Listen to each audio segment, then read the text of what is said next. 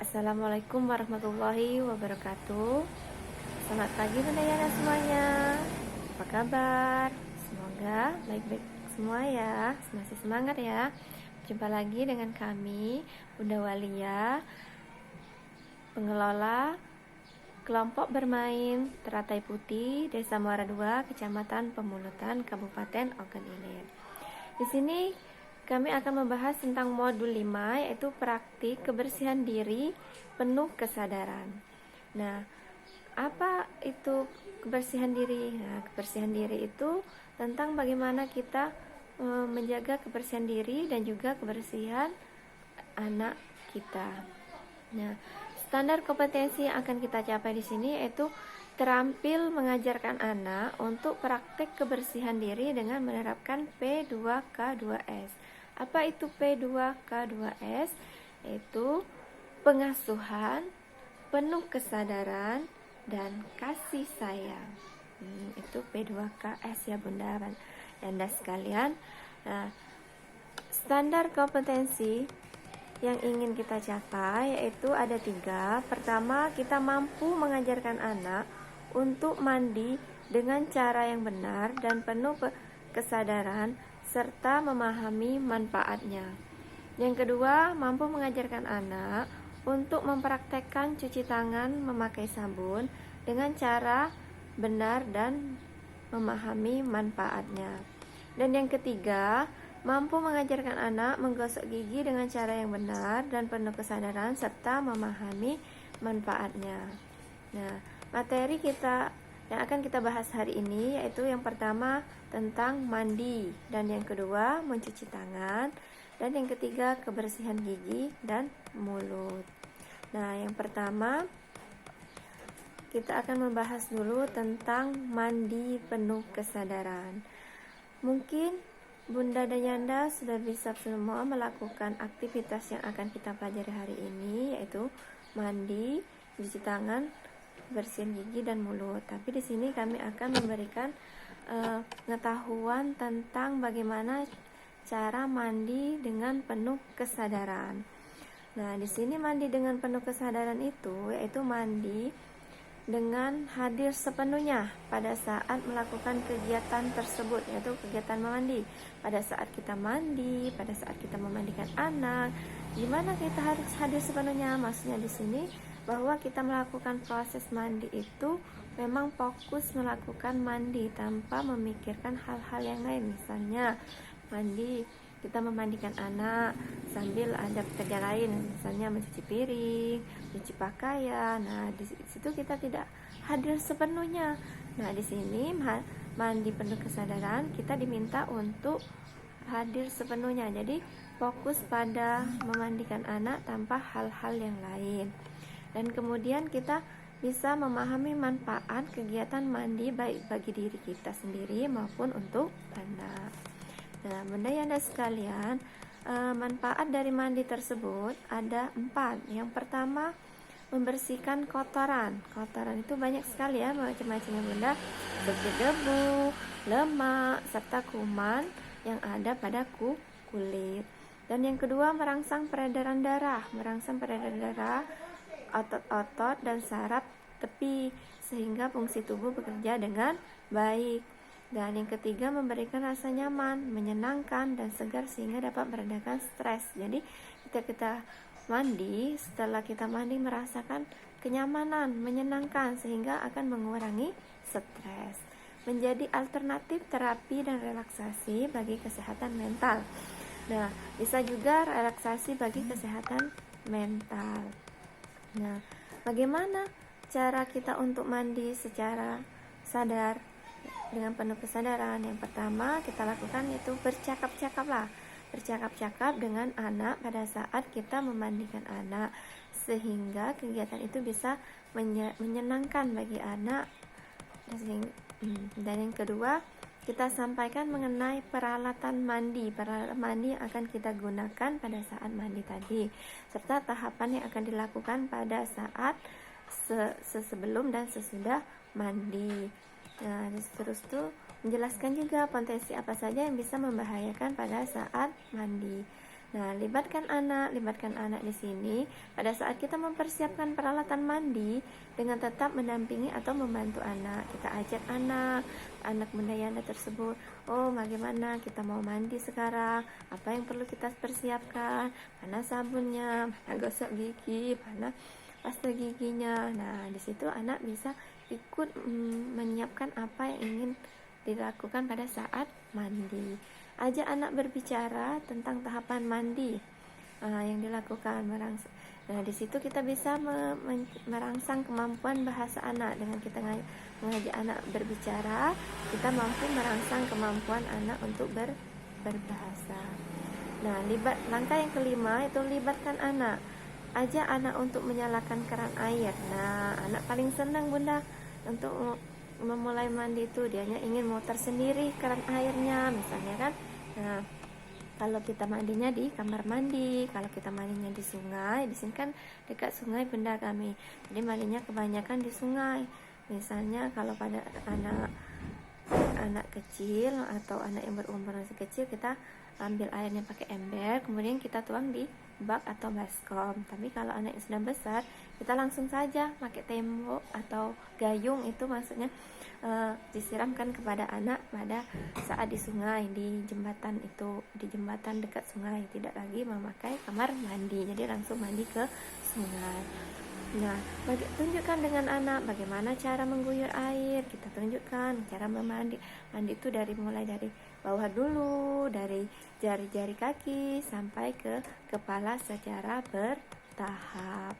Nah, ajarkan anak untuk mengambil napas dalam-dalam pada saat air terkena badannya, dan tanyakan apa yang dirasakan pada anak saat air mengenai anggota seluruh tubuhnya. Jadi pada saat anak mandi mengguyur air ke badannya, kita ajak anak, tarik napas dalam-dalam, kita rasakan bagaimana perasaan pada saat kita mengguyur air tadi, apakah ada rasa nyaman, ada rasa dingin, seperti itu. Oke, kita lanjutkan lagi ya bunda. Setelah kita mengajak anak tadi, nah kemudian kita ajarkan juga anak untuk menyabuni badannya, dimulai dari anggota badan paling atas, yaitu misalnya dari kepala dulu, pakai sampo, sabun. Nah, pada saat memakai sabun kita kan mungkin di rumah berbeda-beda ya bunda, ada aroma buah, ada aroma bunga dan lain sebagainya. Nah, di situ kita ajak anak untuk mencium aroma buah atau mencium aroma kesegaran dari bunga atau sabun yang digunakan tadi. Jadi anak-anak itu merasakan sensasi bagaimana mandi dengan menggunakan sabun tadi ya.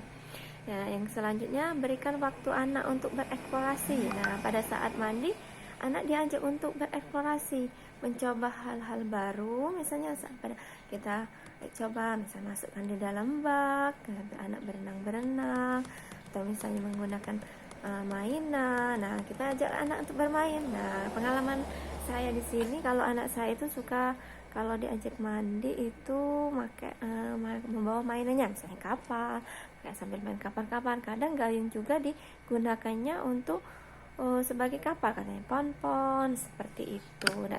Nah, mungkin ada juga pengalaman budaya di rumah, anaknya yang suka bermain dengan mainan ketika saat mandi. Nah, terus setelah mandi, kita ajarkan anak untuk mengeringkan badan. Mengeringkan dengan apa? Memakai handuk. Nah, caranya perlahan-lahan kita rasakan bagaimana saat perasaan badan basah, dan kemudian kita keringkan memakai handuk. Nah, seterusnya kita ajarkan anak untuk memakai baju. Nah, bagaimana memakai baju secara bertahap, jangan tergesa-gesa. Biasanya anak mau cepat-cepat buru-buru memakai baju ya, mau cepat-cepat main. Nah, di sini kita ajarkan untuk perlahan, jangan terlalu terburu-buru. Kemudian kita diskusikan dengan anak bagaimana perasaannya setelah mandi, setelah memakai baju, apa rasanya. Nah, kita diskusikan dengan anak kita, bagaimana nak mandinya tadi, enak, seger, gimana. Nah, banyak mungkin berbeda-beda ya setiap bunda Yana itu anak-anaknya. Mungkin ada yang mau cerita dengan lugas, atau mungkin ada yang diam, atau mungkin ekspresikan dengan gerakan. Nah, di sini. Itu sudah kami cukupkan untuk materi yang pertama, itu tentang mandi. Nah, yang kedua kita bahas tentang cuci tangan dengan penuh kesadaran. Nah, mencuci tangan dengan penuh kesadaran bagaimana ya? Mencuci tangan dengan penuh kesadaran, mungkin Bunda Yana sudah melakukannya tadi pada saat mau masuk ruangan. Kita menyediakan alat cuci tangan di depan. Mungkin Bunda Yana sudah melakukan cuci tangan, tapi di sini kita akan mencuci tangan dengan penuh kesadaran. Maksudnya di sini kita hadir sepenuhnya saat melakukan kegiatan saat mencuci tangan anak. Jadi pada saat anak mencuci tangan, kita temani anak tersebut untuk mencuci tangan. Kita ajarkan bagaimana cara mencuci tangan dengan baik. Kita ajarkan setelah mencuci tangan itu banyak manfaatnya.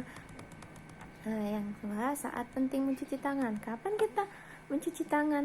Pada saat kapan kita mencuci tangan, Bunda Yana? Oh ya, pada saat kita mau makan atau mau menyuapi anak, atau misalnya pada saat ke belakang buang air kecil atau buang air besar, jempol anak, kita harus mencuci tangan. Setelah membantu anak buang air besar juga mencuci tangan. Setelah membuang sampah, setelah memegang binatang peliharaan atau lain sebagainya. Jadi kita harus rajin mencuci tangan, apalagi pada masa Covid sekarang ini ya Bunda, kita sering-sering mencuci tangan memakai sabun dan air mengalir. Cuci tangan dengan penuh kesadaran. Apa yang pertama kita lakukan? Yang pertama, kita tuangkan sabun dulu ke telapak tangan kita. Kemudian kita usapkan dan gosok kedua telapak tangan. Setelah itu gosok jari-jari, sela-sela jari tangan hingga bersih. Setelah itu gosokkan secara putar kedua ibu jari secara bergantian. Nah, kemudian kita usap dan gosok juga kedua punggung tangan. Bersihkan ujung-ujung jari secara bergantian dan posisi saling mengunci. Letakkan ujung jari ke telapak tangan, kemudian kita gosok-gosokkan. Setelah itu kita cuci tangan lagi dengan air dan kemudian kita keringkan dengan tisu atau lap. Nah, setelah itu selesai kita mencuci tangannya. Nah, setelah mencuci tangan, kita akan menggosok gigi penuh kesadaran. Nah, jadi yang ketiga kita akan menggosok gigi penuh kesadaran. Menggosok gigi biasanya anak-anak, kalau pengalaman pribadi saya, anak saya itu sulit untuk mau menggosok gigi ya. Tapi setelah dibujuk mau juga menggosok gigi. Nah, kita akan merasakan kita gosok gigi penuh dengan kesadaran. Kita hadir juga pada saat anak menggosok gigi. Walaupun anak itu sudah bisa menggosok gigi, tapi kita bisa menemani anak untuk menggosok gigi dan memberikan manfaat kegiatan menggosok gigi baik bagi diri maupun anak, memberi kesan kegiatan gosok gigi yang menyenangkan bagi anak. Jadi boleh kita pada saat mengajak anak menggosok gigi, kita ajak main-main dulu. Membersihkan gigi dan mulut, apa manfaatnya? Bisa membantu proses pengunyahan makanan yang maksimal. Jika tidak gosok gigi, misalnya tidak bersih, maka ada gigi yang berlubang, bersumbat, maka pada saat kita mengunyah kita akan terganggu. Menjaga ruang untuk gigi permanen tumbuh. Nah, jika ini bisa menghambat pertumbuhan gigi juga ya. Membantu alat pengucapan kata. Nah, kalau gigi sakit gimana mau bicara, kan susah. Nah, jadi kita bisa menggosok gigi untuk membersihkan gigi. Menjaga penampilan. Oh iya, jika gigi kita bersih, kita pede ngobrol dengan teman, bicara dengan orang lain, napas segar. Kalau tidak menggosok gigi, napasnya bau, malu kan? Misalnya anak-anak mau bermain dengan teman tapi napasnya bau, nanti temannya tidak mau main. Memahami manfaat kegiatan cuci tangan baik bagi diri maupun anak. Menjaga kesehatan gigi, tidak sakit gigi, tidak keropos. Nah, jelaskan pada anak jika mau menggosok gigi, maka giginya tidak keropos, tidak berlubang atau sebagainya. Nah, bagaimana cara menggosok gigi yang benar? Menggosok gigi yang benar itu yang pertama kita lakukan dulu dari luar gigi yang paling luar, kita gosokkan sebanyak 8 kali gerakan. Kemudian bagian mengunyah misalnya geraham bawah atau bisa geraham atas. Nah, 8 gerakan juga Bunda pandai ya. Nah, bagian dalam 8 kali gerakan juga. Bagian dalam gigi kita gosok-gosok, kita congkel-congkel. Dan kemudian yang terakhir kita gosok juga lidah. Bagian lidah juga perlu digosok agar bersih juga Bunda ya. Nah, terus kita lakukan setelah itu kita berkumur-kumur dengan air bersih. Nah, air bersih setelah itu kita letakkan ke giginya sudah kita melakukan itu. Nah, kapan waktu yang tepat untuk menggosok gigi Bunda Yana? Tahu nggak kapan kita mau menggosok gigi itu? Oh iya benar, pada saat mandi kebiasaan kita kan kalau mandi pagi gosok gigi, sore hari mandi gosok gigi. Tapi yang sebenarnya yang benar tuh menggosok gigi pada waktu setelah makan dan mau tidur. Berapa kali Bunda Yana menggosok gigi? Oh 2 kali. Oh iya bisa 2 kali. Nah kalau untuk anak usia 3 tahun, perlukah kita memakai pasta gigi? Oh iya perlu Bunda ya. Kita memakai pasta giginya hanya sedikit seukuran beras. Nah beras yang kita sering masak itu Bunda, nah kecil kayak gitu. Nah untuk anak umur 3 tahun. Nah untuk anak usia 3-6 tahun itu sebesar kacang polong yang gini, nah kacang hijau. Lebih besar sedikit. Nah usahakan untuk pasta giginya menggunakan mengandung fluoride ya agar terlindungi. Nah, untuk orang dewasa ya bisa menggunakan pasta giginya sebanyak sikat gigi tersebut ya bisa juga Bunda. Nah, kalau anak-anak kan biasanya pasta giginya ada rasa jeruk, rasa buah ya, banyak rasa strawberry dan sebagainya bisa kita gunakan. Nah, bagaimana Bunda dengan penjelasan kami tadi, apakah ada yang belum dimengerti? Bisa kami tanyakan, bisa kita sharing dengan Bunda. Dan dari sini mungkin pengetahuannya ada yang lebih dari kami. Bisa sharing di sini tentang pengetahuan cara mandi, mencuci tangan, dan kebersihan gigi dan mulut. Kalau tidak ada, kita lanjut ke penugasan. Penugasan di sini maksudnya kita berbagi pengalaman Bunda ya. Kita akan mempraktekkan di rumah bagaimana cara kita untuk mengajarkan anak serta mendampingi anak kita untuk mandi dengan penuh kesadaran. Jadi kita pulang dari sini Bunda Yana ajak anak mungkin mandi siang atau mandi sore nanti untuk mandi dengan penuh kesadaran. Kemudian Bunda Yana tuliskan apa saja pengalaman Bunda Yana pada saat memandikan anak tadi. Misalnya kita ajak anak tadi bercakap-cakap, bagaimana anak tadi menjawab pertanyaan kita, merasa segar, misalnya pada saat mandi, merasa nyaman. Oh ini nyaman benar, enak sekali mandinya dingin. Misalnya saya mau mandi lagi nanti. Oh iya boleh, terasa bersih atau terasa apa. Nah apa yang dilakukan anak pada saat mandi dengan penuh sadar? Apa anak misalnya mau bermain-main tadi, main apa yang dilakukan anak, bagaimana anak melakukannya, sudah benar apa belum, bagaimana anak menyadari manfaat dari kegiatan tersebut. Nah kita merasakan. Nah setelah itu bagi pengalaman Bunda Yana tuliskan ke dalam kolom yang ada di lembar kerja yang akan saya berikan nanti ya Bunda. Nah terus yang kedua mencuci tangan. Mencuci tangan kita ajak anak juga untuk mencuci tangan secara benar dan penuh kesadaran. Bagaimana prosesnya tadi? Ada berapa tadi? Oh iya benar, ada 7 langkah dalam mencuci tangan dengan benar.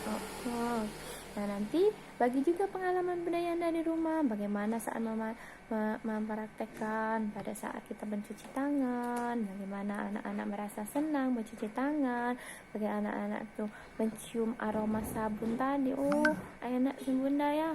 Kadang-kadang anak itu senang dengan rasa buah, oh pengen dimakan Bunda katanya. Oh buah strawberry katanya. Mungkin ada yang seperti itu, mungkin karena ada bau yang segar tadi terasa rileks, terasa segar. Oh mungkin merasa enak ya, tangannya sudah bersih, jadi kalau mau makan tinggal ini. Jadi biasakan untuk mencuci tangan ya. Yang ketiga menggosok gigi. Nah bagi juga pengalaman Bunda Yana untuk mengajak anak-anak menggosok gigi di rumah dengan praktek yang benar tadi Bunda ya, menggosok gigi dari luar dulu sampai ke dalam, langkah-langkah tadi. Nah setelah itu Bunda Yana ceritakan pengalamannya, mengajak anak menggosok gigi dengan penuh kesadaran tadi. Apakah anak merasa senang? Apakah anak, oh misalnya, oh bunda, kalau anak saya ya, oh enak ya sudah gosok gigi, gigi adik serasa bersih, katanya. Iya, nanti kita gosok gigi lagi. Nah, dianya mau menggosok gigi lagi karena merasa terinspirasi, oh giginya bersih. Kalau tidak mau gosok gigi nanti giginya bisa sakit. Nah, kalau sudah merasakan nyaman, mungkin anak akan dengan sendirinya meminta untuk melakukannya lagi. Saya mau, oh bunda, saya mau bangun tidur mau mandi. Nah, mau ini mencuci tangan kalau sebelum makan. Oh, kalau sudah balik dari main mau mencuci tangan.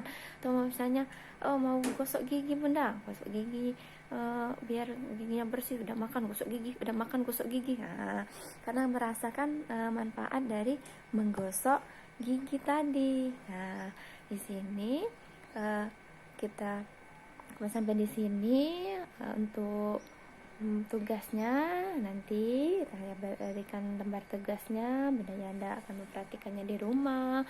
Boleh pada siang hari, boleh sore hari, boleh kapan saja ya Bunda bisa melakukannya dengan penuh kesadaran dan penuh dengan kesadaran dan penuh perhatian dengan anak ya. Jangan lupa kita praktekkan tadi, menerapkan P2KS-nya, pengasuhan, penuh kesadaran, dan kasih sayang. Nah, dari sini mungkin itu saja yang dapat saya sampaikan. Lebih dan kurang saya mohon maaf. Apabila ada kata salah kepada Allah, saya mohon ampun. Saya akhiri, wabillahi taufiq wal hidayah. Wassalamualaikum warahmatullahi wabarakatuh.